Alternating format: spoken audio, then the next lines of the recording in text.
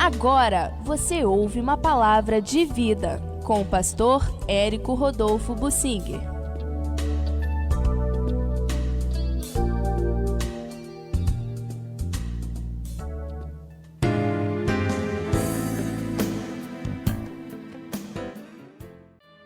Deus usou o Pedro porque ele estava disponível.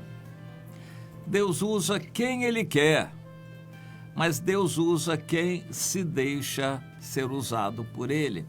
É um privilégio que nós estejamos engajados na obra de Deus, fazendo a obra dele. Isso tem que ser espontâneo, ninguém é obrigado, ninguém será forçado pelo Senhor. Deus não usa ninguém em transe. Deus respeita a sua consciência e o que você fizer para Deus tem que ser consciente. Só que nós conhecemos a Deus e quando conhecemos a Deus nós o amamos, queremos fazer o melhor para Ele, queremos dar de todo o nosso ser para o Senhor, agradando a Ele. Isso é um privilégio para nós cristãos que conhecemos o Senhor, amar o Senhor de todo o nosso coração. Pedro era uma pessoa muito interessante, tinha seus erros, suas coisas atrapalhadas, mas ele tinha uma sede pela verdade. Quando o irmão dele, André, chegou dizendo, nós encontramos aquele que estava prometido, o Pedro largou tudo para seguir a Jesus. E as experiências que ele teve no início, por exemplo, daquela pesca, passando a noite não pescou nada, pela manhã Jesus apareceu, mandou lançar a rede à direita do barco e pescou uma quantidade imensa de peixes. Pedro viu que era um milagre e então ele não ficou no milagre, nem quis que o milagre se repetisse. Ele encontrou o dono do milagre, Jesus, ele queria Jesus, largou inclusive os peixes do milagre para lá e foi seguir a Jesus. Ele encontrou o grande sonho da vida dele, o Messias, Jesus, ele queria a verdade. Isso é fundamental para compararmos com a nossa situação. Você teve um encontro real, verdadeiro com o Senhor, a partir dali você se apaixonou pelo Senhor, você se entregou de corpo e alma ao Senhor. Jesus foi para você o grande sonho da sua vida, tudo que você esperava, você se entregou verdadeiramente a Ele. Foi o que Pedro fez. A partir daí, Pedro andou com Jesus, se tornou um discípulo de Jesus. Discípulo quer dizer aquele que vem, aquele que segue. E Jesus nos mandou fazer discípulos, cuidar das pessoas que Ele nos enviaria. Você tem feito isto? Observado as pessoas que Deus traz à sua amizade, ao seu conhecimento, para você amar essas pessoas e cuidar delas e ensinando o que você tem, aprendeu e sabe para essas pessoas. Isto é fazer discípulo. Discípulo é aquele que vem e Deus vai enviar pessoas a você se você estiver disponível para cuidar dessas pessoas. Isto é fazer discípulos. Depois, o discípulo não vai ficar a vida inteira com você. Pedro foi um discípulo que depois Jesus enviou. Quando enviou, ele se tornou um apóstolo. A palavra apóstolo em grego é a mesma missionário em latim que veio da expressão que conhecemos em português. É aquele enviado com uma missão. Apóstolo quer dizer enviado com uma missão. Primeiro, tem que ser discípulo, ele tem que vir para depois ir. Primeiro tem que ser discípulo para depois ser apóstolo, missionário, o enviado. Apóstolo não é aquele que é maior do que todos, é aquele que é enviado com uma missão. E Pedro então depois foi enviado. Quando Jesus subiu ao céu, o Pedro estava ali, depois de ser triturado no seu eu, trabalhado pelo Senhor, ele estava mais preparado para ser usado pelo Senhor. E aconteceu uma situação interessante, ele foi o líder na igreja em Jerusalém. E quando a igreja já tinha lá milhares, dezenas de milhares de seguidores em Jerusalém, o Espírito Santo levou Pedro para outras cidades. E assim, o capítulo 9 de Atos dos Apóstolos, depois da conversão de Saulo de Tarso.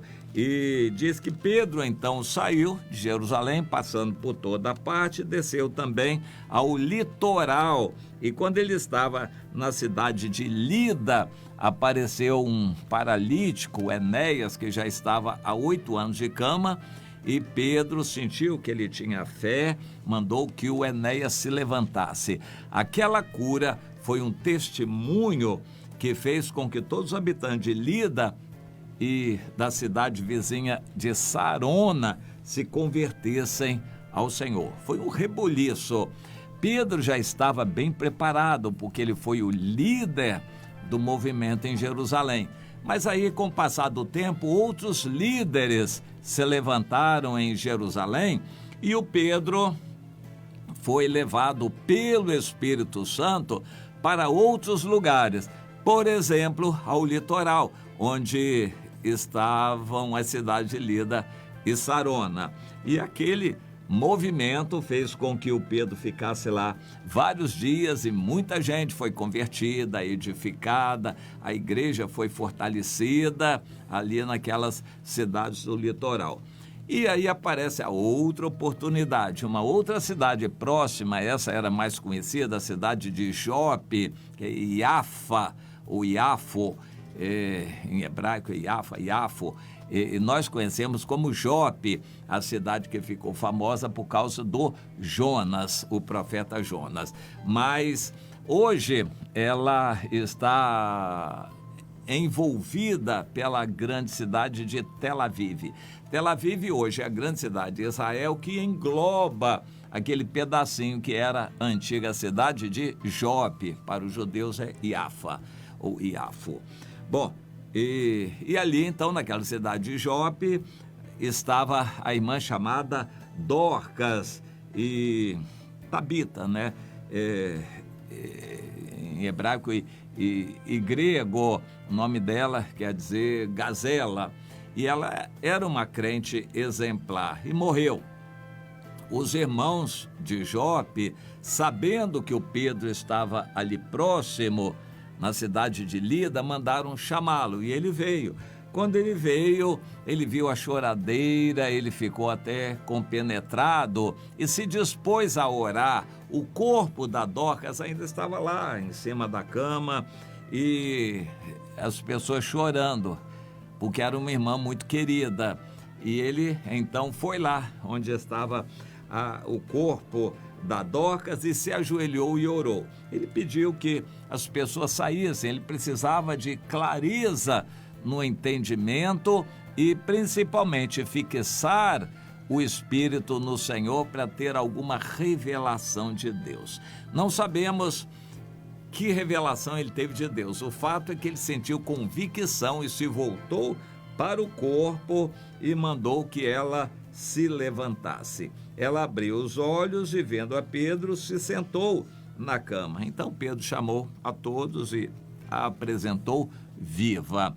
A ressurreição da Dorcas se tornou conhecida por toda Jope e muitos creram no Senhor. Interessante. Jope era uma cidade bem maior do que Lida e Sarona. Em Lida e Sarona, todos se converteram. Na cidade de Jope, nem todos, mas muitos. Uma grande multidão se converteu ao Senhor com o testemunho daquele milagre, a ressurreição da Dorcas. E Pedro ficou ali em Jope muitos dias. Eu acho isso muito interessante. O Pedro não teve pressa, não tinha data marcada de avião no voo de volta.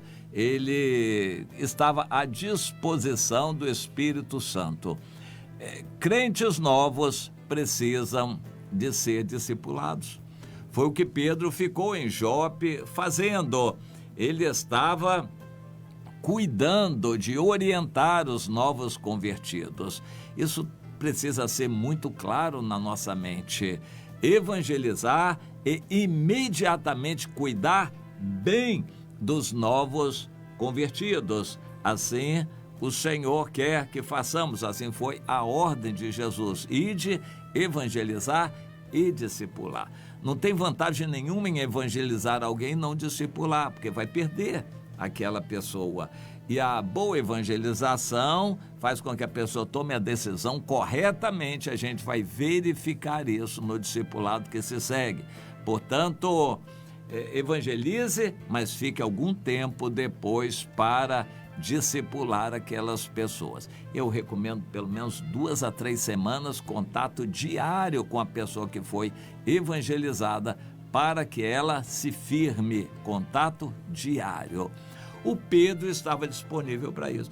Mas ele não era o grande apóstolo de Jerusalém, ele não tinha pressa em voltar para Jerusalém. Ele tinha pressa em obedecer o Senhor. E, a partir dali, de Jope, ele recebeu o convite de Cesareia, que era outra cidade próxima. Era a capital do Império Romano na região, e onde estava o Cornélio, aquele centurião romano que se converteu, e após ele muita gente. Pedro estava disponível. Minha irmã, você está disponível ao Espírito de Deus? Meu irmão, Deus mandando você ir para tal lugar, fazer isso, fazer aquilo, cuidar dos novos convertidos, abrir uma célula aqui, começar uma reunião na casa de alguém, você está disponível para isso? Ou a sua vida está tão intrincada, cheia de coisas e mais coisas que você tem que fazer, que você não tem tempo para isso? Como está a sua situação? Comece a pensar nisso. Você está disponível para Deus ou você está tão ocupado, tão ocupada com as suas coisas que você não tem tempo para atender as pessoas que Deus mandar? Quando você não tem tempo de estar disponível para as pessoas que Deus mandar, então não pode fazer a obra de Deus, e o que você fizer não vai adiantar muita coisa. Você tem que dizer: Senhor, eis-me aqui. Você está disponível para Deus? Deus pode usar você a qualquer momento, a qualquer hora. Você vai dizer amém. Prioridade é agradar a Deus. Se houver uma pessoa necessitada, isso é o mais importante para mim. Ou você vai cuidar da sua vidinha, vai continuar cuidando das suas coisinhas. Comece a pensar nisto. Você está disponível para Deus? O Senhor usou o Pedro poderosamente porque ele estava disponível para Deus. O Senhor pode usar qualquer pessoa, mas que queira, que esteja disponível para Deus. Você está disponível para Deus? Responda para Ele.